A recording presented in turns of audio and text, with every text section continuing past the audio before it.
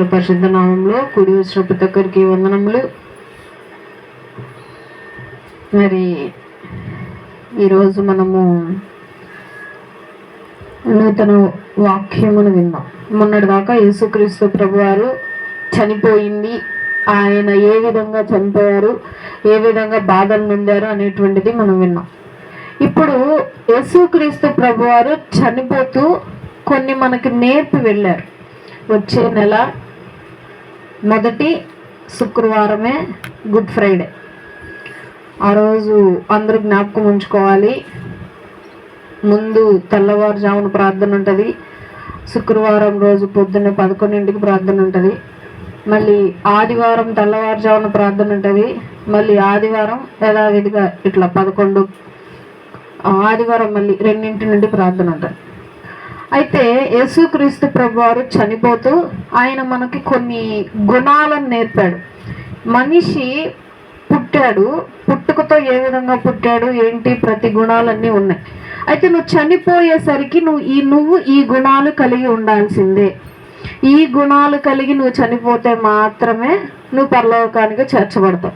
లేదు అని అంటే నిన్ను కూడా దేవుడు ఏం చేస్తాడు, వదిలేస్తాడు. నేను రాత్రి మనం చెప్పుకున్నాం, ఇస్కరియోతు యూదా గారి గురించి చెప్పుకున్నాం.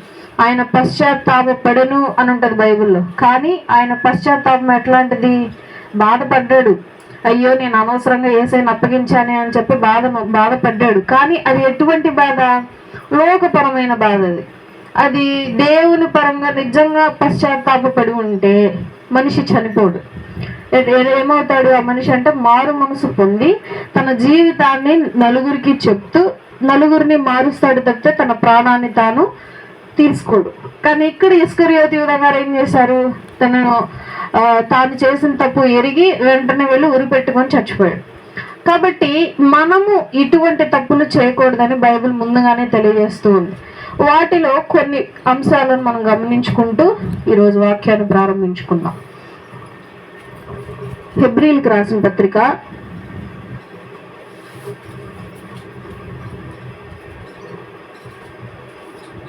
11వ అధ్యాయము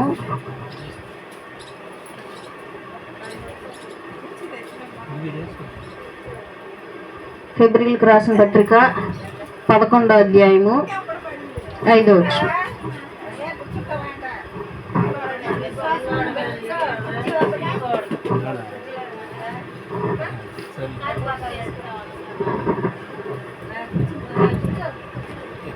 హెబ్రీయులకు రాసిన పత్రిక 11వ అధ్యాయము 5వ వచనం. విశ్వాసమును బట్టి హానోకు మరణము చూడకుండునట్లు కొనిపోబడిను. అతడు కొనిపోబడకమునుపు దేవునికి ఇష్టుడై ఉండెనని సాక్ష్యము పొందెను.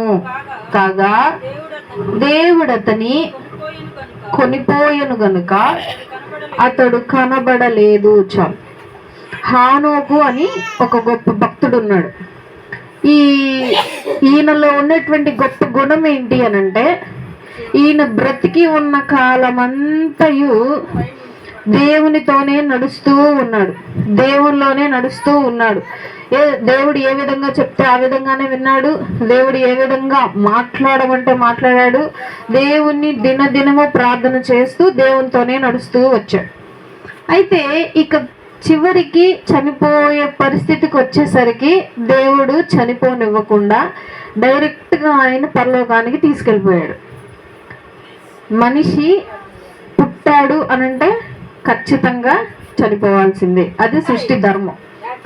కానీ చనిపోకుండా ఆరోహణమైన వాళ్ళు కొంతమంది ఉన్నారు బైబిల్లో. వాళ్ళల్లో మొట్టమొదటి వ్యక్తి హానోక్ గారు. ఈయన చనిపోలేదు, ఇప్పటికీ చనిపోలేదు.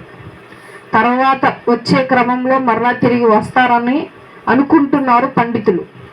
అయితే ఈయన దేవుని యందు భయము భక్తి కలిగి దేవునితో నడుస్తూ నడుస్తూ నడుస్తూ డైరెక్ట్గా దేవుని దగ్గరికి ప్రాణాలతో వెళ్ళిపోయాడు. ఎలా ఒక మనిషి చనిపోకుండా దేవుని దగ్గరికి ఎలా వెళ్ళగలడు?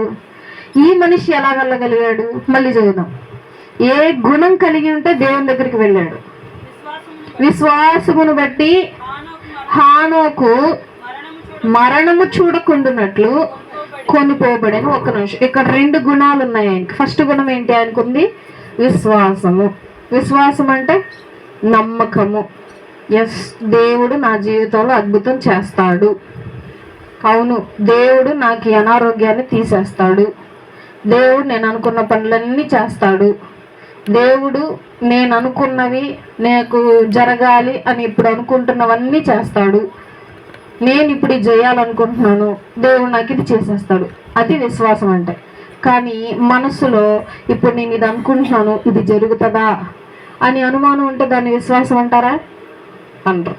విశ్వాసం అంట మనలో ఆవగింజంత విశ్వాసం. ఆవగింజ తెలుసు కదా, పోపులు వేస్తారు ఆవగింజలు, చిన్నగా నల్లగా ఉంటాయి. అంత విశ్వాసం ఉన్న చాలు. కొండ వెళ్ళి సముద్రంలో పడమంటే దొర్లుకుంటా వెళ్ళి సముద్రంలో పడిద్దంట. ఎంత ఉంటే విశ్వాసం? ఆవగింజంత విశ్వాసం ఉన్నా కొండ వెళ్ళి సముద్రంలో పడమంటే పడిద్ది. మనకుందా విశ్వాసం? హానోకు గారికి ఆ విశ్వాసం ఉంది. ఇంకా ఏ గుణం ఉన్నాయి ఇంకే? తర్వాత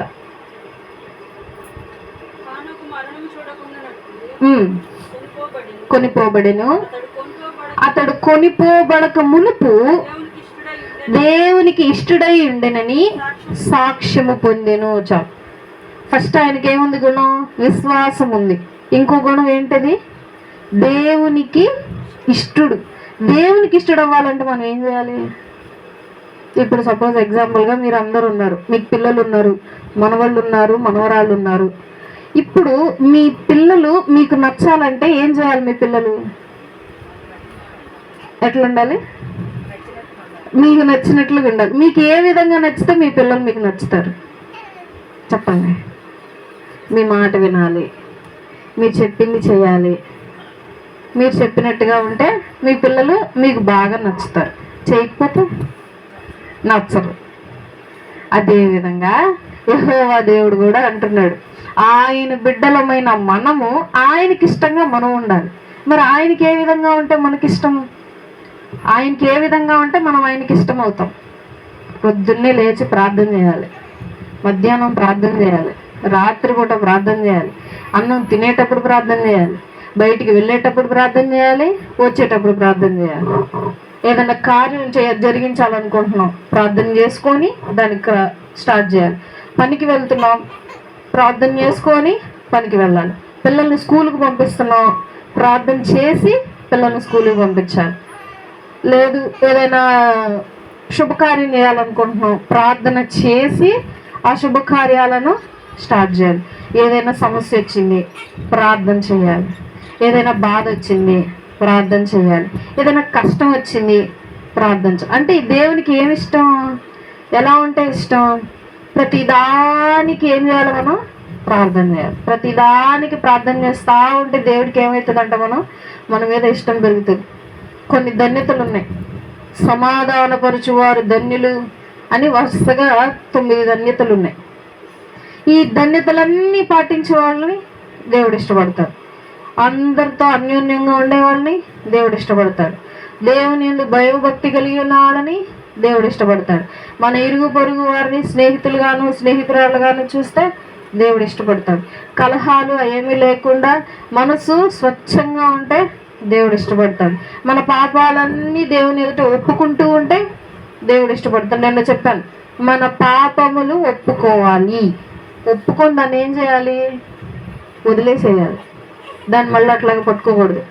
ఈరోజు ఎగ్జాంపుల్గా, అయ్యా నాకు అనవసరంగా పక్కింటి అంత గొడవ పడ్డానయ్యా ఈరోజు, సరేనయ్యా. ఒక ముసలాం తెలుసు నాకు, ఆమె బాగా చాలా పెద్ద ఆవిడ, ఒక 70-80 ఉంటాయి ఆమెకి. ఆమె ఏం చేసింది? వయసు ఎక్కువ అయిన వాళ్ళు అంటే కొంచెం చావస్తూ ఉంటుంది. ఆ విధంగా ఎదుటి వాళ్ళని ఏదో అనింది. నేను నవ్వుతూ సైలెంట్గా కూర్చున్నా. వాళ్ళు వచ్చి నువ్వు ముసల్దానా అని అని అన్నారు. అయిపోయింది. ఆమె లోపలికి వచ్చి ఏసయ్యా నన్ను వాళ్ళు ముసల్దానా అని అన్నారు. ఏసయ్యా నన్ను తిట్టారు, ఏసయ్యా నన్ను తిట్టారు, చూడు ఏమంటారు దాన్ని? చిన్నపిల్లతనం ఎట్లా చెప్తుంది చూసారా? లోపల కూర్చొని మంచం మీద ఈ మాటలు చెప్తుంది. నేనేం చేశాను ఏసయ్యా? నన్ను తిట్టింది ఏసయ్యా, ఆ పని చేసింది, ఎందుకు చేసావు అమ్మాయి అని అన్నాను ఏసయ్యా. తిట్టేసింది ఏసయ్యా నన్ను. నాకు వాళ్ళు ముచ్చటేసింది, నవ్వుకుంటూ కూర్చున్న పక్కన నేను. సో మనం ఏం చేయాలా? ప్రతీది చెప్తా ఉండాలంట దేవునికి. అప్పుడు ఏమవుతుంది? దాని అర్థం ఏంటి? ప్రతీది ఒకే వ్యక్తికి చెప్తున్నావు అంటే అర్థం ఏంటి? అంటే ఆయన ఏదో చేయగలడనేగా అర్థం. అప్పుడు ఆటోమేటిక్గా మనకేముంటది? ఆయన యందు విశ్వాసం ఉంటుంది, ప్రేమ ఉంటుంది, భక్తి ఉంటుంది. అప్పుడు దేవుడు బలా నమ్మకమైన మంచి దాసుడా అని చెప్పి దగ్గరికి తీసుకుంటాడు. ఈయనలో 2 గుణాలు ఉన్నాయి హానోక్ గారిలో. ఒకటి, ఆయనకు విశ్వాసం ఎక్కువ దేవుడు అంటే. ఇంకొకటి, దేవుడికి చాలా ఇష్టమైన వ్యక్తి అంటే ఈ హానోక్ గారు. మన గురించి కూడా తర్వాత చెప్పాలా. పరలోకానికి వెళ్ళాక అందరూ తీర్పు కాలాన్ని నుంచున్నప్పుడు అదిగో పలానా ఆమె అంటే నాకు ఇష్టం అని చెప్పి సభ అందరూ ముందు చెప్పాలా దేవుడు మన గురించి. మన బ్రతుకు అలా ఉండాలి, మనం అలా బ్రతకాలి. యేసుక్రీస్తు ప్రభువారు కూడా బ్రతికిన 33 సంవత్సరాలు అలాగే బ్రతికాడు. యేసుక్రీస్తు ప్రభువారు ఎప్పుడు ఉపవాసం ఉండి ప్రార్థన చేస్తూనే ఉన్నారు 40 రోజులు. దేవుని యందు భయము, భక్తి. ఆల్రెడీ ఆయన కుమారుడైనా సరే ఆయన ఇక్కడికి వచ్చి తగ్గించుకొని బ్రతికాడు. విశ్వాసంతో ఉన్నాడు, తండ్రి మీద విశ్వాసంతో. జస్ట్ రొట్టెలా విరిచి, అయ్యా నీవు మాకు ఇచ్చిన ఈ రొట్టెను బట్టి నీ కృతజ్ఞతలు అని 5 రొట్టెలు 2 చేపల్ని 5,000 మందికి పంచిపెట్టాడు. ఎంత విశ్వాసం ఉంటే అంత ఆహారం పెట్టగలడు. తర్వాత ద్రాక్షారసము, క్రొత్తగా పెళ్లి జరుగుతుంది అక్కడ, ద్రాక్షారసం అయిపోయింది. గానుగులో నీళ్లు నింపండమ్మా అని నింపిస్తాడు. వెంటనే ప్రార్థించగానే ఏమొచ్చింది? ద్రాక్షారసం వచ్చింది. అయితే ఎటువంటి ప్రార్థన చేసి ఉంటాడు ఆయన? ఇదిగో అయ్యా మాకు ఎవ్వరికి ఆహారం లేదు, ఇదిగో ఈ రొట్టె ఉంది, ఈ రొట్టెలు దీవించు, ఆశీర్వదించు, ఈ రొట్టెలు ఎక్కువగా చెయ్యి, ఫలవంతం చెయ్యి అన్నాడా? అనలేదు. ఈ చేతుల్లో రొట్టెలు తీసుకొని ఆకాశం వైపు ఎత్తి, నీవు మాకు ఇచ్చిన ఈ ఆహారమును బట్టి కృతజ్ఞతలు, అంతే. థ్యాంక్స్ చెప్పాడు అంతే ఆయన. అది 5,000 మందికి ఆహారం అయింది. కొత్తగా పెళ్లి జరుగుతుంటే యేసుక్రీస్తు ప్రభువుని పిలిచి, అయ్యా ద్రాక్షారసం అయిపోయింది, మనకు వాటర్ ఎట్లా పోస్తామో ఫుడ్ తినేటప్పుడు వాళ్ళకి అట్లా ద్రాక్షారసం పోస్తారు, ఏం చేయాలని అంటే, అప్పుడు యేసుక్రీస్తు ప్రభువు నీళ్లు పోయించి కూర్చొని ప్రార్థన. మళ్ళీ ఏం ప్రార్థన? నీవు మాకిచ్చిన ఈ ద్రాక్షారసము బట్టి కృతజ్ఞతలు. బాణెలన్నీ టేస్టీ అంటే మధురమైన ద్రాక్షారసం వచ్చింది. ఎప్పుడైనా సరే పెళ్ళిళ్ళలో ఫస్ట్ ఏం పోస్తారు? రుచి లేనిది అవి పోసి లాస్ట్లో ఏం చేస్తారు? రుచి కలిగినవి పోస్తారు. కానీ వాళ్ళు అనుకున్నారంటప్పుడు, ఇదేంటి ఫస్ట్ ఏమో రుచి లేనిది పోసి, ఫస్ట్ ఏమో రివర్స్ చెప్పా. ఎప్పుడైనా పెళ్ళిళ్ళలో ఫస్ట్ నుండి ఏం చేస్తారు? రుచి కలిగిన ఆహారం పెడతా ఉంటారు. రుచి కలిగిన ఆహారం కానీ కూల్ డ్రింక్ కానీ అన్ని.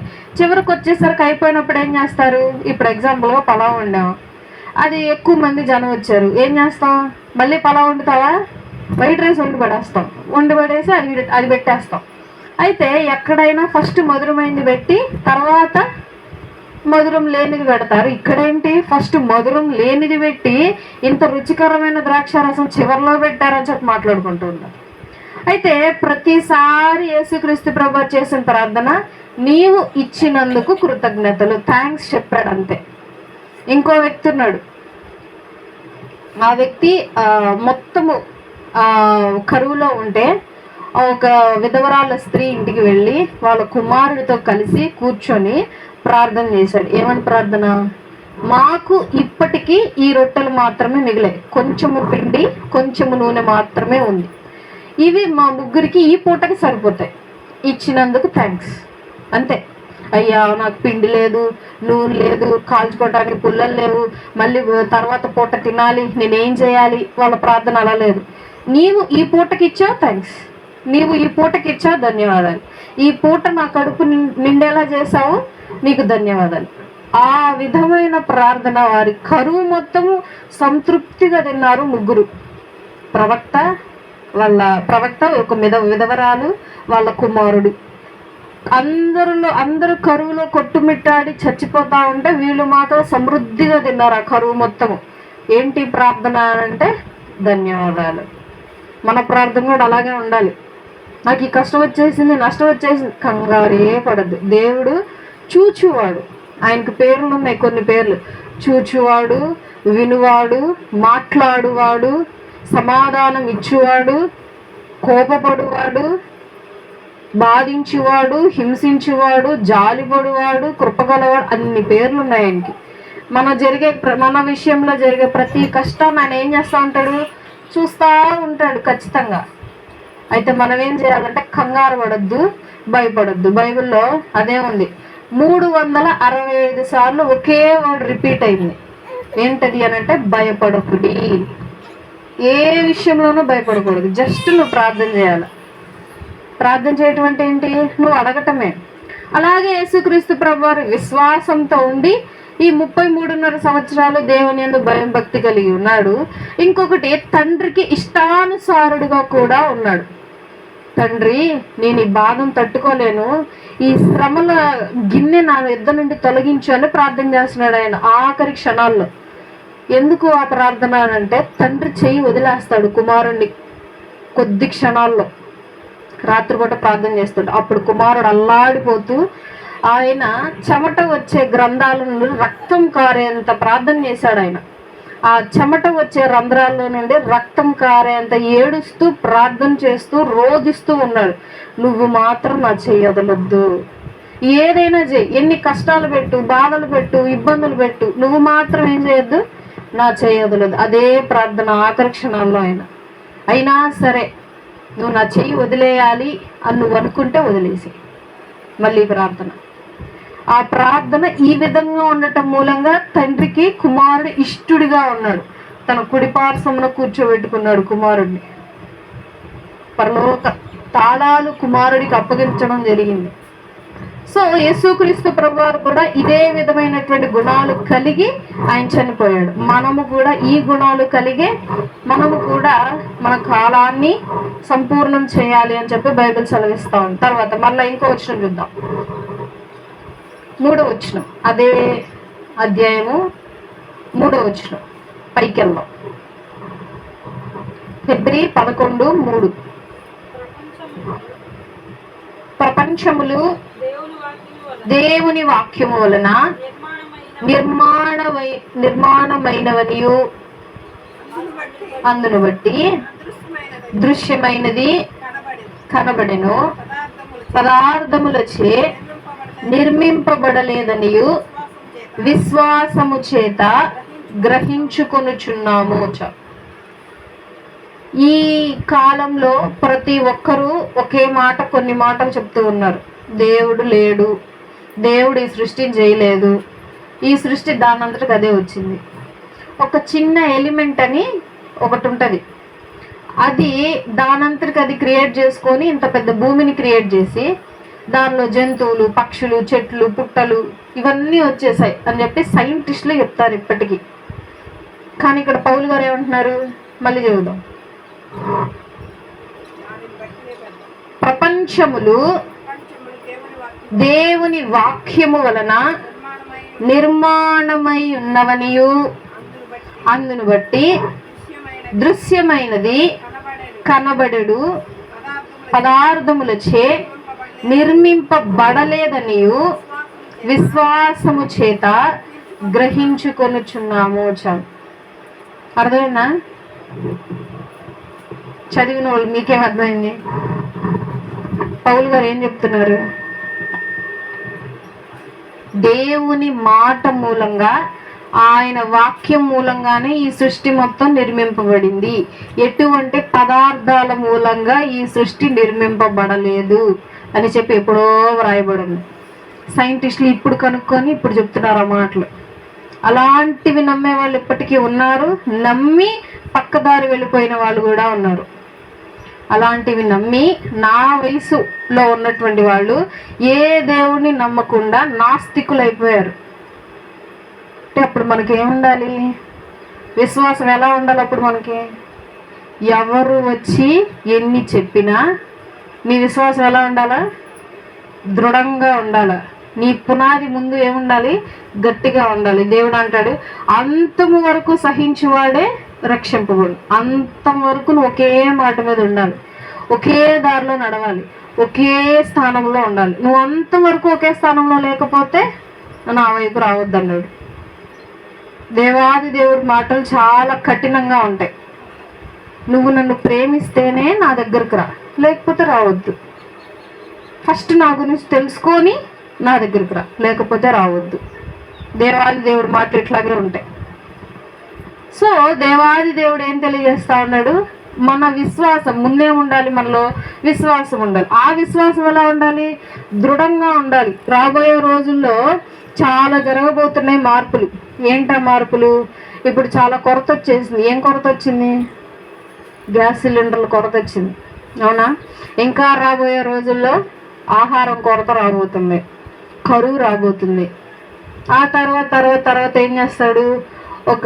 ఇప్పుడు మనకి రేషన్ కార్డులు ఎట్లా వచ్చినాయి? ఇంతకుముందు ఎట్లుండేది, ఇప్పుడు ఎట్లుంది? ఎంత అప్డేట్ అయింది రేషన్ కార్డు? చిన్న కార్డు చాలా అప్డేటెడ్ అయింది. జస్ట్ స్కాన్ చేసి పడేయటం, చాలా గట్టిగా కార్డు బాగుంది. ఆ తర్వాత రోజులకి రేషన్ కార్డు ఉండదు. పెద్దగా రేషన్ కార్డు ఏం పట్టుకుంటా ఇంకా ఉండదు. డైరెక్ట్ చేతి మీద ఒక ముద్ర ఇచ్చేసుకోవాలి. ఆ ముద్ర ఇచ్చేసుకున్నాం అనుకో, అది తీసుకెళ్ళి రేషన్ షాప్లో చూపించాలి, బియ్యం ఇచ్చేస్తారు. అది తీసుకెళ్ళిపోయి కొట్లో చూపించి కొట్లో సరుకులు కొనుక్కోవాలి. అది తీసుకెళ్ళి పాల కేంద్రంలో పాలు తెచ్చుకోవాలి. అది ఉంటేనే ఉద్యోగంలో రాణిస్తారు ఆ ముద్ర. అయితే బైబిల్ ఏం చెప్తుందో తెలుసా? ఆ ముద్ర వేసుకోవద్దని చెప్పింది. ఏం చేస్తారు? అప్పుడు మన విశ్వాసం ఎట్లుంటుంది? ముద్ర వేయించుకోకపోతేనేమో ఇక్కడ బ్రతకలేము, ఏది ఇవ్వరు. ముద్ర వేయించుకుంటేనేమో దేవుడు ఏమంటున్నాడు? నువ్వు పరలోకానికి రాలేవు. అప్పుడు మన విశ్వాసం ఎట్లా? అది కరెక్ట్ టైం అనమాట. మన విశ్వాసం మనకి తెలిసే టైం అనమాట అది. ఇప్పుడు బాగుంటుంది అంతా. ఇప్పుడంతా మన మేము విశ్వాసులమే, దేవుని గురించి ఉంటాము, దేవునితోనే ఉంటామని మనం ఇప్పుడు ఖచ్చితంగా చెప్పగలం. సురుకు తగిలితే అప్పుడు అర్థమవుతుంది మనిషికి ఎటు వెళ్ళాలి అని చెప్పి. అందుకే దేవుడు ఏమన్నాడు తెలుసా? అంతము వరకు సహించాలి. అంతము వరకు నువ్వేం చేయాలా? ఒకే దారిలో ఉండాలి. నన్ను నమ్మేవా? నన్ను విశ్వసించావా? అయితే అంతం వరకు విశ్వసించాలి. నన్ను మధ్యలో వెనక్కి తిరగకూడదు. ఇలా చాలామంది తిరిగారు. ఒక పాస్టర్ కొడుకు వీడియోలు తీస్తాడు ఇన్స్టాలో, మంచిగా మంచి వాక్యాలు చాలా బాగా చెప్తాడు. ఆ పిల్లాడికి ఎంత 15-16 ఏళ్ళు ఉంటాయి.